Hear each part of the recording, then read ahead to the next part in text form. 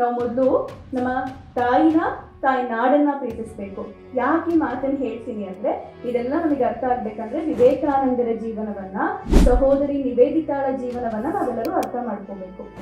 ನೀವೆಲ್ಲ ಹೇಳಿದ್ರಿ ಸಹೋದರಿ ನಿವೇದಿತಾ ಯಾರು ಅಂದ್ರೆ ವಿವೇಕಾನಂದರ ಶಿಷ್ಯೆ ಅಂತ. ವಿವೇಕಾನಂದರ ಶಿಷ್ಯಂದ್ರು ಬಹಳಷ್ಟು ಜನ ಇದಾರಲ್ವಾ, ಆದ್ರೆ ನಿವೇದಿತಾ ಬಗ್ಗೆ ನಾವ್ ಯಾಕೆ ನೆನ್ಪು ಮಾಡ್ಕೊಳ್ತೀವಿ? ಏನು ಸ್ಪೆಷಲ್ಲು ನಿವೇದಿತಾಳಲ್ಲಿ? ವಿವೇಕಾನಂದರು ಯಾಕೆ ಸ್ಪೆಷಲ್ಲು ಅರ್ಥ ಮಾಡ್ಕೊಳ್ಬೇಕು ಅಂದ್ರೆ, ಭಾರತದ ಇತಿಹಾಸವನ್ನ ನಾವೆಲ್ಲ ಅರ್ಥ ಮಾಡ್ಕೊಳ್ಬೇಕು. ಭಾರತದ ಇತಿಹಾಸ, ವಿವೇಕಾನಂದರ ಇತಿಹಾಸ ಅಂದ್ರೆ ನೋಡಿ, ಸುಮಾರು ಒಂದು 127 ವರ್ಷಗಳ ಹಿಂದೆ ಇಡೀ ಜಗತ್ತಲ್ಲಿ ಒಂದು ಪ್ರಶ್ನೆ ಕಾಡ್ತಾ ಇರುತ್ತೆ, ಭಾರತದಲ್ಲೂ ಕೂಡ ಒಂದು ಪ್ರಶ್ನೆ ಇರುತ್ತೆ. ನಮ್ಮ ಹೊಸ ಪ್ರಪಂಚದ ಪ್ರಶ್ನೆಗಳಿಗೆ ಉತ್ತರ ಕೊಟ್ಟು ಬಾಳುವಷ್ಟು ಜೀವಾಳ ನಮ್ಮ ಪುರಾತನ ಹಿಂದೂ ಸಂಸ್ಕೃತಿಯಲ್ಲಿದೆಯಾ?